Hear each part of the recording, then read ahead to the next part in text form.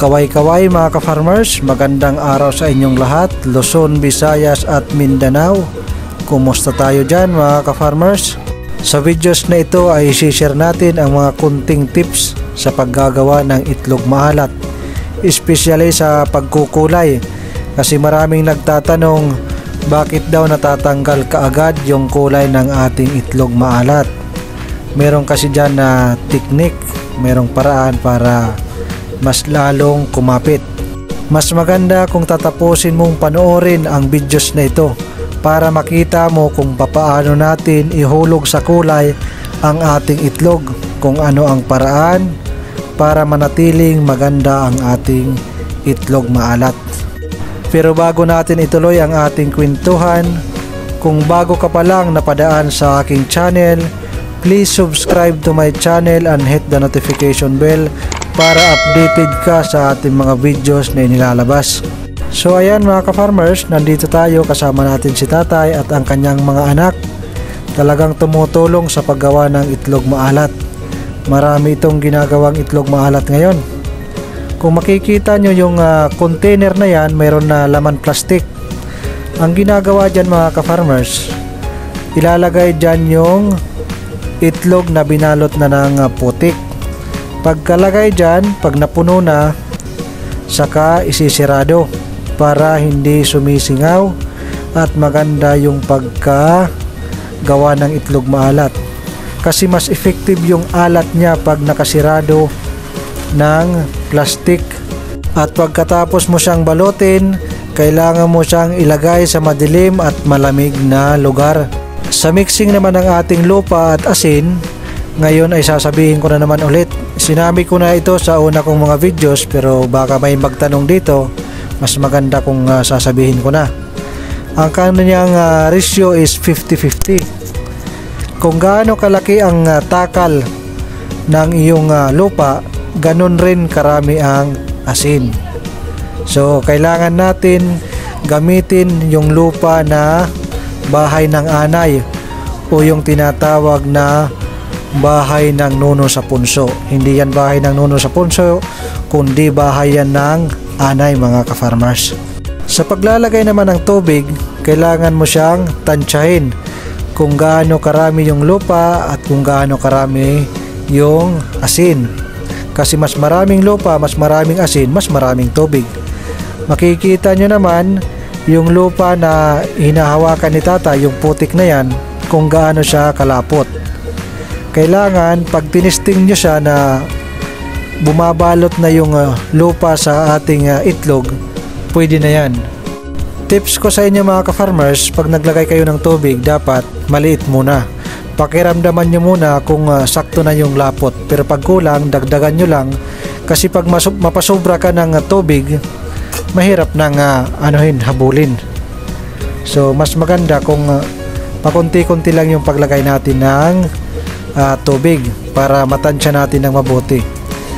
Dapat pagkalubog ng ating itlog, kailangan sasama yung putik, mababalot yung ating mga itlog para maganda yung pagkaalat ng ating mga salted egg. Sa paghuhugas naman ng ating mga itlog mga ka-farmers, mas maganda kung nagalagay siya sa screen at mayroon tayong hose na pang-spray sa ating mga itlog. Para pag inisprehan natin ang mga itlog, dadaretso sa ibaba ang putik. Kasi minsan, na-try na natin na gumamit tayo ng planggana, hindi maganda, madulas yung itlog. Kaya pag nagkulay, hindi masyadong dumidikit yung kulay, basta madulas yung ating mga itlog mga ka-farmers. Makikita niyo mga ka-farmers, binabalot natin ng net ang itlog maalat. Ang purpose ho dyan, para pag kumulo ang ating mga itlog, hindi po magka-untog-untog. Kailangan nakabalot yan ng net, tapos nakabuhol. Para yun nga, pag kumulo ang ating tubig, hindi magrarambulan ang ating mga itlog, para maiwasan ang pagkabasag ng ating mga salted egg. Kasi pag mabasag siya, yun po ay equivalent na sa damage na yon. Ang isa pang dahilan bakit nating binabalot ng net ang ating itlog maalat, para pag nagkulay tayo, hindi tayo mahihirapan. Para pag kumuha tayo ng itlog dyan, isang kuhaan lang, madali siyang kulayan. So ngayon, magkukulay na tayo ng itlog maalat. Ganyan lang ho kadali magkulay. Bilang lang tayo ng 3 seconds hanggang 5 seconds, tapos tanggalin. Yan po ay first coated. Ayan. Pagkatanggal, diretso po sa pangalawang coat. Ayan, pangalawang coated. O, ayan. Ganyan lang ho kadali, haon ka agad at ilagay natin sa screen. Pag nag-dry po yan, ayan, pwede na natin ilagay sa mga tray at ready for delivery na sa ating mga customer. Ayan mga ka-farmers, para sa mga nagtatanong kung bakit kaagad nag-fade ang kanilang mga itlog maalat or natatanggal yung kulay, siguro isang coated lang kayo naglalagay. So ang ginagawa natin, first coated hanggang pangalawa para mas makapal yung kulay. Yung iba nga naglalagay hanggang pangatlong coated, pero sa atin hanggang dalawa lang okay na yun mga ka-farmers. Sa mga nagtatanong naman, ano ba ang magandang gamitin na pangkulay ng itlog maalat? Actually mga ka-farmers, yung Nico na brand, yung Fushine Crystal, makikita nyo sa baba, hindi siya pang food color. So maraming nagtatanong dyan bakit pinangkukulay sa itlog maalat. Actually yun talaga ang nakasanayan na sa pagkukulay ng itlog maalat. Yun ang mga ginagamit sa mga nagdinegosyo at gumagawa ng itlog maalat mga ka-farmers. At sa mga nagsasabi naman mga ka-farmers na yung Nico daw na for food coloring ang gamitin, hindi po yan maganda. Yun po talaga yung marami nagrereklamo bakit daw nag-fade ang kanilang mga itlog maalat, natatanggal ang kulay. Kasi yung pang food coloring, pag pinangkulay natin yan sa itlog maalat, hindi talaga dumidikit.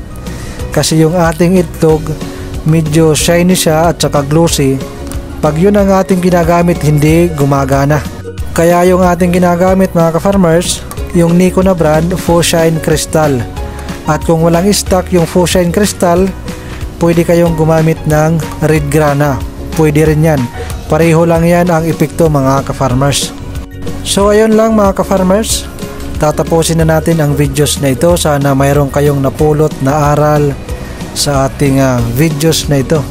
Pahabol lang mga ka-farmers para sa inyong kaalaman, yung nakita nyo na mga itlog kanina, yung kinulayan at niloto, is yun po ay 10,000 pieces na itlog. So kung ibibinta natin yan, yung 10 yung isa, nagkakahalaga po yan ng 100,000 na tumataginting. So ayan lang mga ka-farmers, kaway-kaway sa inyo dyan. Inuulit ko, kung mayroon kayong katanungan, maaari kayong mag-comment sa ibaba at yan po ay ating sasagutin sa abot ng ating makakaya. So ayan mga ka-farmers, maraming salamat sa pagsubaybay nyo sa aking videos. Magandang araw ulit and goodbye mga ka-farmers. Lagi nyong tatandaan, walang mahirap sa taong may pangarap.